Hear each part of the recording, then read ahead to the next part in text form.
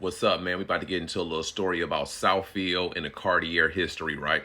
I'm gonna say it how I want to say it. They're like, "Oh, you ain't saying it right. It's Cartier." I'm not. I'm not changing my lip motion and all these syllables and these antonyms and synonyms to say a word. It's Cartier to me. Cartier. So listen, this is my quagnosis of it, right? I feel like a dude from Detroit who was getting money. See, back in the day, Southfield was like how Atlanta and Houston is now. People get money in the city, Detroit, then they go move out there, then they start something else going on. Back in the day when Detroit was flourishing and everything, people started becoming affluent, starting businesses in Detroit, whatever, having a lot of businesses, whatever, barbershops, restaurants, car washes, when everything was popping. They would move their family to Southfield. So then they start hanging in Southfield. So they be wearing like Cartiers, Rolexes, things of that nature. I know somebody like, no, my little cousin Aunt back in 88 had the Cartiers. He got the spot going crazy. You talking about eyebrow, man. I'm about to talk about this story. I'm talking about in the masses. So this is how I think it started. Like I said, a dude from Detroit, because back in the day, Detroiters was always on the glasses and the flat look, the Gazelles. It was like the Gazelles. So I think they went from the Gazelles to the Cartier. But I know one thing, the first person I seen in real life up close and personal was a dude I was working with named Jack. We follow each other on Instagram.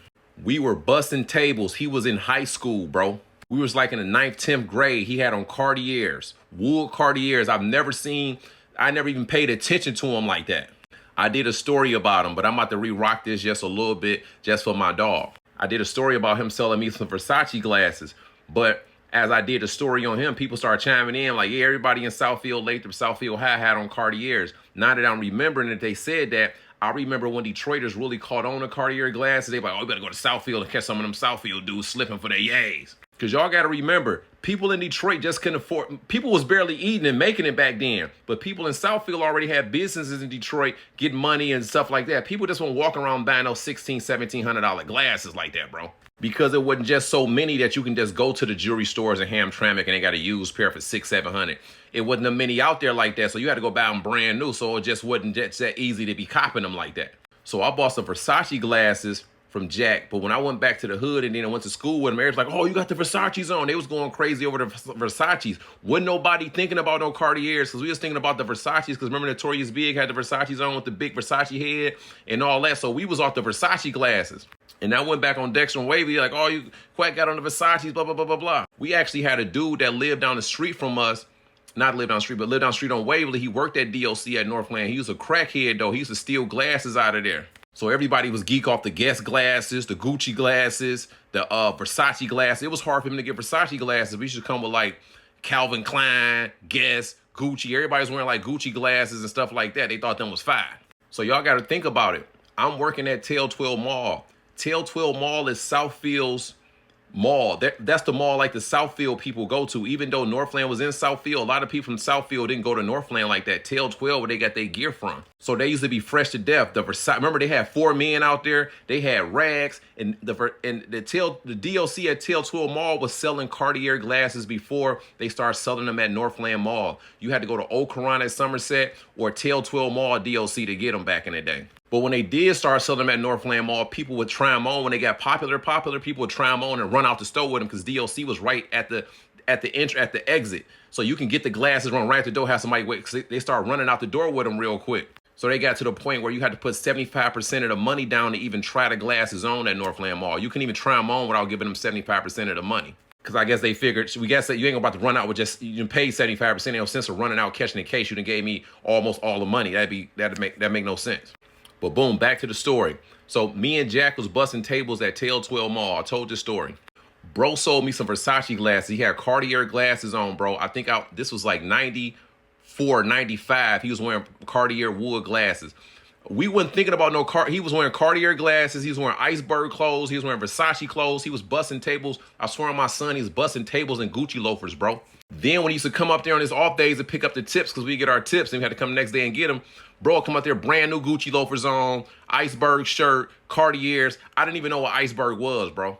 He put me on an iceberg. I went to Rags down the street, 'cause Ruby Tuesday, where we was working at, was in Intel 12 Mall. I went to Rags and I went in there with him one time. Like, this is an iceberg right here. I was telling you about this, my man. He gonna look out for you. It was an old Italian dude or whatever in there at Rags at Intel 12 Mall. Bought an iceberg shirt. It's like $140. I went to the hood and tell everybody I got this iceberg shirt. It costs $140, and nobody believed me, bro. So basically, I started dressing like a Southfield dude. Because on Dexter, that's the nucleus of Detroit. So all the fly stuff used to come through Dexter. So it's like all of us on Waverly, we was fly, but wasn't nobody wearing Cartiers, Versace, iceberg and nothing like that. We if they ain't have it at Imperial Sports, we used to be off the Air Maxes, the 95 Air Maxes, the Maurice Malone, Mecca. Y'all remember Mecca? We used to wear Mecca, Maurice Malone, the Air Max 95s. We used to be off the Air Max, the up tempos. This was like when everybody was just wearing white tees. We would go to the Chinese, the beauty supply store. We get a white tee, Maurice Malone shorts off the Air Maxes with a sweet hat. And you was fresh back then, or a do-rag with the waves. You was fresh. We wasn't thinking about all no iceberg and none of that like that. But then I did the story, people tapping in like, yeah, bro, Southfield Lathrop and Southfield High was like a fashion show back then. So y'all got to think about it. Their mall had all that expensive stuff like that. The Coogee jogging, the Coogee sweatsuits from 4Men, all that stuff at 4Men, the Versace draws, the Coogee draws, Rags and all that. So that's the day mall. And you got to think, people was getting money that moved to Southfield. So all they would own was on that money stuff. People in the hood wasn't getting money like that. The big dope boys would wear that type of stuff. They'd go out to the mall. But we wouldn't frequent Tail 12 Mall like that. This one dude that was from Dexter, I ain't gonna say his name because I did a story about him before, and they said they gotta take the post down and all this. But it was a dude that was on Dexter. He was getting money. He always used to be fresh off the Tail 12 Mall drip. From what I can remember, he was always fresh. And he was the only person I know that used to be going to Tail 12 Mall. He used to go to Tail 12 Mall. He'd go eat at Ruby Tuesday or whatever. See, back in the day, for y'all don't know, you couldn't go up in Bennigan's on Northwestern Highway without the Cardi's on. That was their spot. Bennigan's on Northwestern Highway. I worked there too. Ruby Tuesdays at Tail 12 Mall. TGI Fridays in Southfield. Southfield was a spot. So they was already on that fashion stuff. Detroiters, we wasn't like up there like that. Like you had a few people that had come back to the hood and they be shining like that with the Cardis on and doing all that stuff. But for the masses, we wasn't wearing Cardis like that, bro. That was Southfield. Them Southfield dudes was in high school and the masses wearing Cardis like that, bro. Then we caught on. Then I'm gonna tell y'all, so people say Blade Icewood from Southfield, right? Blade Icewood got Detroit. The Street Lords got Detroit wearing Cardis like that. When we started seeing the Street Lords with the Cardis on and all that, we like, oh, what they wearing? The Street Lords made the Cartiers popular in Detroit, whether y'all want to believe it or not. So if y'all say Blade from Southfield, y'all can say Southfield dudes made Cartiers popular. This is what it is.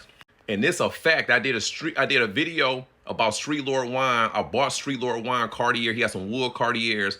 In '99, when I had my lawsuit, he was getting his prescriptions put in some buffs. This was in the straight backs was out. This was in 1999. I remember it like it was yesterday. So a lot of dudes wasn't even buffed up like that until like 99, 2000, something like that. You know what I'm saying? 2000, 2001, 98, 2000. Like Hawk Birdman, RP. He's the first person I've seen with some Cardis on. They had the little green swirls and all that. Well, the buffs on, not the Cardis, but the buffs on in real life. Like he was wearing buffs.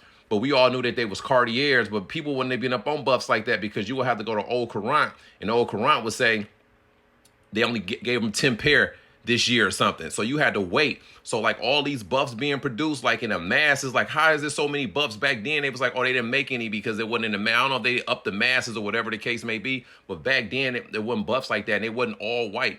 A lot of them used to be black and have green, have red swirls, like all these different like textures to them. They just wasn't all white. And all like the blacker the buffs back in the day, the flyer they was. Like people was loving black buffs back then.